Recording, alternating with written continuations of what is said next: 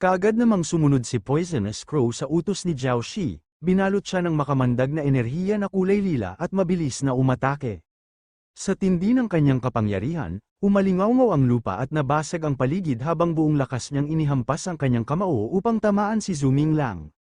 Tumawa naman na parang demonyo si Zhao Ying dahil sa oras na ito, mamamatay na nga raw ang ating bida.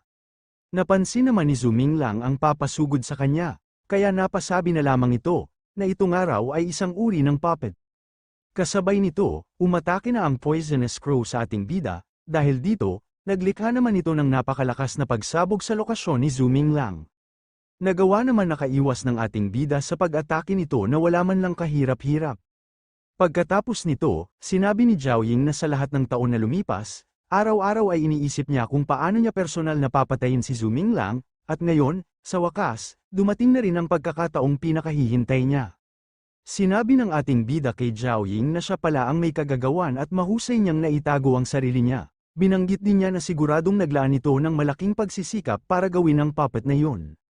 Pabiro pa niyang sinabi na baka ginagamit niya ito para sa maraming bagay, tulad ng pakikipagtalik, sabay tawa, pagkatapos ay nang asar pa siya, na kung sakaling magkaroon si Zhao Ying ng anak, hindi niya alam kung anak ba yun ni Zhao Ying o ng puppet. Dahil sa sinabi ng ating bida, pinagmumura naman siya ni Zhao Ying, dahil dito, dali-dali niyang inutusan ang kanyang Poisonous Crow puppet na patayin ng araw niya si Zhu Minglang. Mabilis naman sumugod ang Poisonous Crow puppet sa ating bida, at gumamit din ito ng kanyang lason upang tuluyan ang patayin ang ating bida.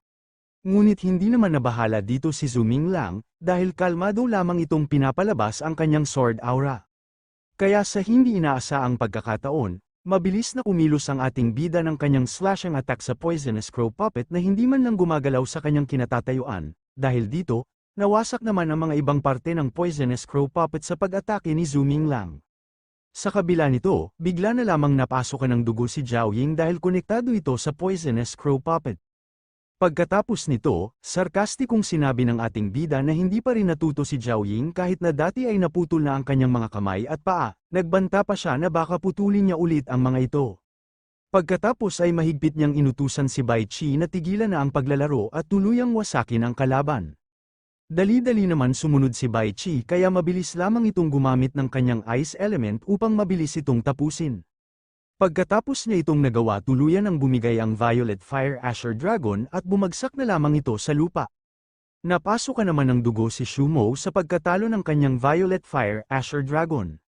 Kasabay nito, lumapit naman si Jiao Shi kay Shu Mo, at pagalit niyang sinabi dito, na ito nga raw ay isang basura.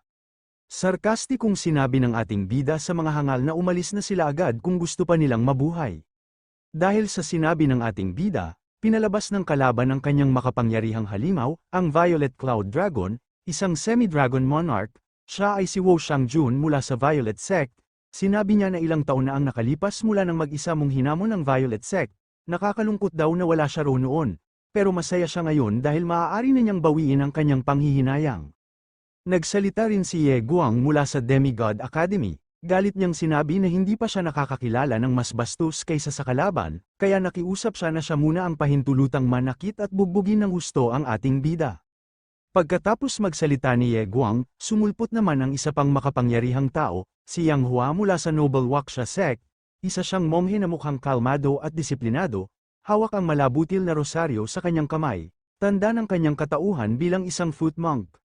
Pagkatapos ng monghe, lumitaw naman si Wen Mengru mula sa Ethereal Mountain Sword Sect, bitbit ang kanyang espada, mariin niyang ipinahayag na minsan na siyang nasugatan ni Zhu Minglang, at ngayong araw ay siya mismo ang maghihiganti. Ngunit ang sagot lamang ng ating bida na si Zhu Minglang, habang hawak ang kanyang sandata na nagliliyab ng pulang enerhiya, ay nagsabing ayaw niyang nagsasayang ng oras, kaya tinawag niya ang lahat ng kalaban na sabay-sabay na humarap sa kanya. Habang pinapanood ng mga tao ang eksena, may ilan na nagsabing si Zhu Minglang ay walang pakialam at hindi tinatrato ang iba bilang tao, ngunit kabaliktaran naman ang reaksyon ng isa. Tuwang-tuwa siya at nagsabing napakaastig nito at gusto niya ang estilo ni Zhu Minglang. Pagkatapos ng palitan ng salita, umatake na si Wo Shangjun, tinawag niya ang kanyang makapangyarihang alaga, ang Violet Cloud Dragon, na agad lumitaw na nakabalot ng nagliliyab na violet na kidlat at enerhiya, handang sumalakay kay Zhu Minglang. Hindi naman dito nabahala ang ating bida, kaya kaagad niyang ginamit ang kanyang Dragon Sword Aura, upang sabayan ang Violet Cloud Dragon. Dahil sa nakita ni Wo Shangjun sa nakakatakot na Sword Aura ng ating bida, agad siyang nagpanik.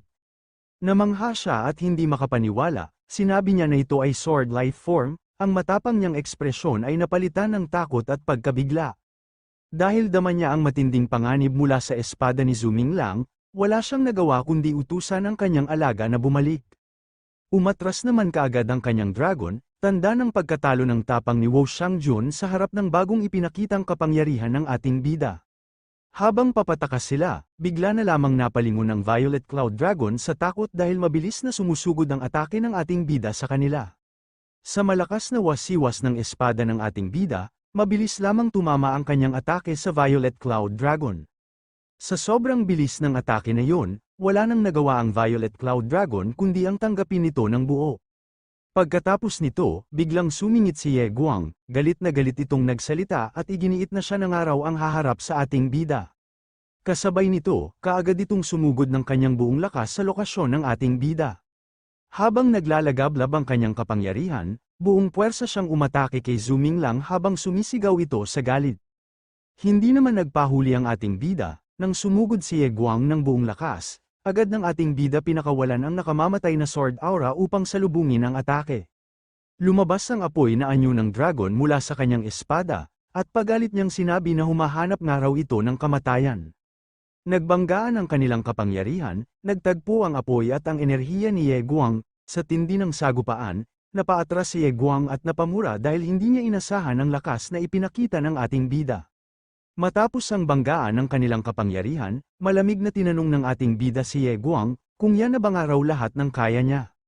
Lalong nag-init ang ulo ni Ye Guang dahil ramdam niya ang pangungutya sa tinig ng ating bida, sa isip niya, ang hambog na ito, puro pagpapakitang gilas, gusto niya nga raw talagang bugbugin ito hanggang mawalan ito ng mukha. Kaya't muli siyang nag-ipon ng lakas at buong puwersang umatake.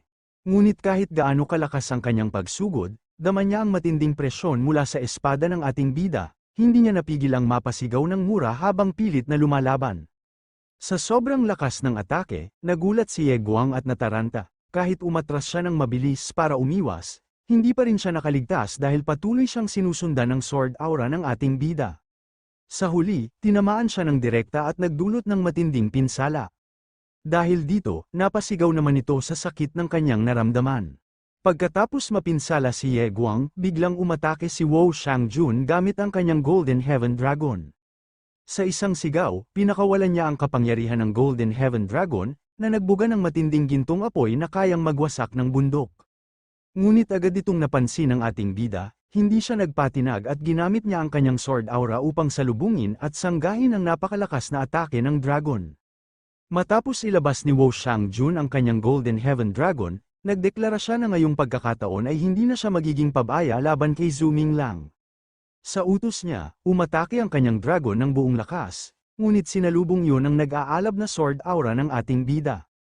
Nagbanggaan ang dalawang makapangyarihang puwersa, buntot ng dragon laban sa apoy ng espada, sa tindi ng sagupaan, ang espada ni Zuming Lang ay tuluyang bumaon at tumama sa dragon, dahilan upang mapasigaw ito ng malakas na sakit, halatang nasugatan ito ng malubha, na nagpabigat sa sitwasyon ni Wo Shangjun.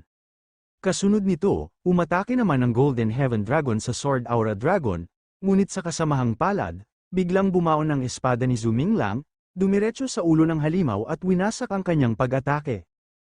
Laking gulat ni Wo Shangjun nang makita niyang nasugatan ng malubha ang kanyang pinakamalakas na alaga, ang tiwala niyang tagumpay ay biglang napalitan ng takot at pagkabigla, hindi niya inasahan na ang Sword Aura ni Zuming Lang ay kayang pasukuin ang kanyang dragon sa isang malupit na pag-atake.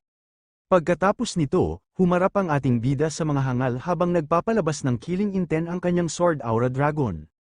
Sarkastiko din niyang sinabi sa mga hangal na panahon na para inumin ang dugo at gamitin ito upang patalimin ang kanyang espada, isang malamig at sarkastikong pahayag na nagpapakita ng kanyang tiwala sa sarili at panliliit sa kalaban.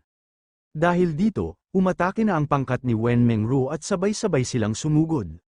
Tinawag naman ni Zuming Lang ang kanyang espada. Habang hawak ang sandata, napansin niya ang kakaibang kapangyarihan na nakaukit dito, napagtanto niyang ito ay isang blood inscription, isang uri ng selyo na lumalakas at nagigising sa bawat patak ng dugo na naiinom ng espada.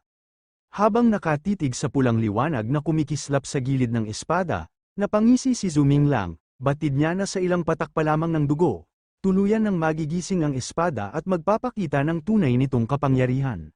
Habang nag-iisip pa ang ating bida, umatake na si Wen Mengro gamit ang kanyang sandata. Kasabay nito, buong lakas hinampas ng ating bida ang kanyang sandata kay Wen Mengro. Pinagpawisan naman sa takot si Wen Mengro sa kanyang naramdaman sa sandata ng ating bida, kaya dali-dali niya itong pinigilan upang hindi siya matamaan nito. Sa gitna ng kanilang labanan, nagawang sugatan ni Zuming Lang si Wen Mengro kaya tumulo ang dugo nito, alam niyang iyon ang kailangan upang buhayin ang kapangyarihan ng kanyang espada. Dahil dito, dali-dali naman dumistansya si Wen Mengro. Napansin din ni Wen Mengro ang kakaibang bigat at lakas ng kalaban, halos hindi na niya makontrol ang sarili niyang espada dahil sa bagsik ng puwersa ni Zuming Lang. At sa wakas, buong yabang na ipinahayag ng ating bida ang paggising ng kanyang sandata, ang Sword Dragon Sword, kasabay nito, tuluyang nagising ang nakatagong kapangyarihan ng espada, naglalagablab at nangingibabaw ang enerhiya sa buong paligid. Matapos gisingin ni Zuming Lang ang kanyang Sword Aura Dragon, unti-unting bumalot ang naglalagablab na enerhiya sa kanyang buong katawan, maging ang kanyang braso ay tila tinataka ng apoy ng espada, nagpapakita ng matinding kapangyarihan. Sa gitna ng makapangyarihang aura, malamig ngunit mapanindig balahibo ang kanyang mga salita. Sinabi niya na siya ay isang walang kwenta, isang hamak na nilalang lamang, ngunit agad niyang idinugtong na ang kanyang espada ay kayang abutin ang kalangitan. Nang makita ng mga tagamasid ang naglalagablab na espada ni Zuming Lang, agad silang kinabahan. Alam nilang kapag tuluyan ang nagising ang espada, hindi na nila ito mapipigilan, kaya't sabay-sabay silang sumugod upang harangin siya bago pa matapos ang paggising ng kanyang sandata.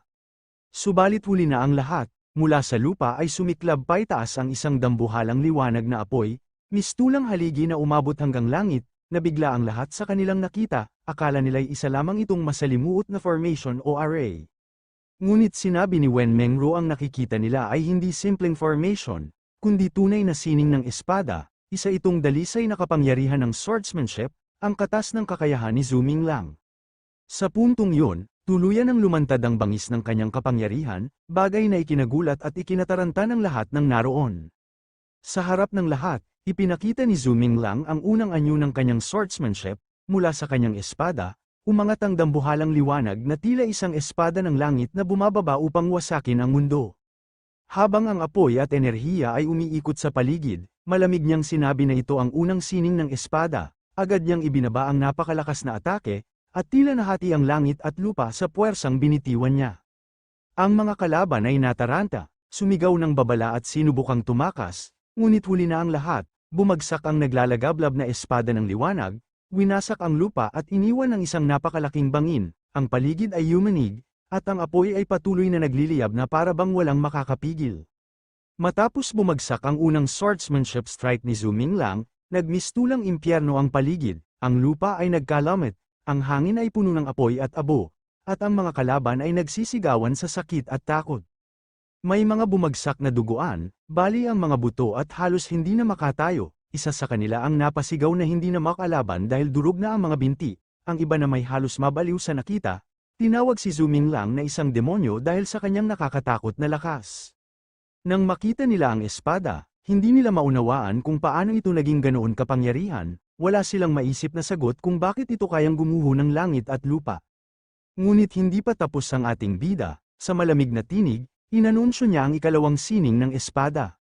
Mula sa kanyang espada ay bumuo ng naglalakihang alon ng hangin at liwanag na lumipad paitaas, sa isang iglap, nabuo ang dambuhalang buhawi na umikot sa kalangitan, hinihigop at pinapailang lang ang lahat ng nasa paligid, maging mga dragon at mandirigma ay walang nagawa kundi madala sa nakamamatay na puwersa ng kanyang ikalawang galaw. Matapos ang ikalawang sining ng espada na lumipol ng marami, muling nagpakawala ng nakakatindig balahibong kapangyarihan si Zuming Lang. Ang kanyang katawan ay nabalutan ng nakasisilaw na liwanag, habang ang espada ay kumikislap sa kulay na tila nagmumula sa kalangitan mismo. Biglang nagliwanag ang buong arena nang buuin niya ang ikatlong sining ng espada. Nang ibinaba niya ito, ang enerhiya ng espada ay umapaw sa lahat ng direksyon, ang mga hangal ay nagsisigawan, wala ni isa ang nakaiwas, isa-isa silang tinamaan ng nakakabinging puwersa, ang kanilang mga katawan ay bumaon sa lupa habang ang iba'y nagdurugo at napasigaw sa sakit. Maging ang mga babaeng mandirigma na kasama sa kalaban ay nadala ng malupit na alon ng enerhiya, wala silang nagawa kundi mapasigaw at mapilitang sumuko sa lakas ng ikatlong galaw. Pagkatapos ng ikatlong espada na nagwasak sa karamihan, hindi pa doon nagtapos ang laban, binaon muli ng ating bida ang kanyang sandata at biglang nagliyab ng malaapoy na enerhiya ang kanyang katawan. Sa malakas na sigaw, ipinamalas niya ang ikaapat na sining ng espada, Earth Sword. Mula sa lupa ay lumitaw ang nagbabagang liwanag, at ang kanyang espada ay nagmistulang apoy na nakabaon sa mismong kalupaan. Sa kabilang banda, lumapit si Yun Jonghe sa kanyang master at nagtanong ng may pagkagulat kung ang ipinapakita ni Zhu Minglang ay talagang bahagi ng swordsmanship at hindi isang espesyal na sword formation. Sumagot ang kanyang master na yun din ang unang beses na narinig niya ang ganoong anyo ng kapangyarihan, hindi pa raw siya nakakita ng sinuman na nakapagpalabas ng ganoong kalakas na puwersa kagaya ng ipinapakita ni Zhu Minglang. Sa huli, napansin niya na si Zhu Minglang ay nagiging mas mahirap at mas mahirap talunin sa bawat sandali. Bumalik na ang eksena sa ating bida, buong tapang na sumigaw ang ating bida ng kanyang Thunder Sword ang ikalimang sining ng kanyang espada. Ang mga kalaban ay hindi nakaiwas, isa-isa silang tinamaan ng naglalagablab na kuryente at agad na napasigaw sa sakit. Matapos ang malupit na Thunder Sword, muling sumiklab ang enerhiya ng ating bida, sa isang malamig na tinig, kanyang binigkas ang ika-anim na sining ng espada, Fire Sword. Mula sa kanyang espada ay bumulwak ang apoy na kumalat sa buong paligid. Kasabay nito, umatake ang ating bida ng kanyang Fire Sword patungo kay Jiao Shi. Samantala, hindi naman makapaniwala si Jiao Shi, galit at pagkabigla ang kanyang reaksyon habang sumisigaw, kung bakit nga raw biglang naging napakalakas ng basurang espada na yun. Pagkatapos nito, biglang itinaas ng ating bida ang kanyang kamay at buong lakas na sumigaw, ikapitong sining ng espada. Mula sa kanyang bisig ay kumawala ang naglalagablab na pulang apoy na umikot at nagmistulang isang malaimpyernong pana, ang kapangyarihan nito ay mas matindi at mas nakakatakot kaysa sa mga nauna, tila isang halimaw na naglalayong lamunin ang lahat ng kanyang makakaharap. Nang pakawalan niya ang seventh swordsmanship, isang naglalagablab na liwanag ang kumawala na parang bagyong apoy na tumagos sa ere.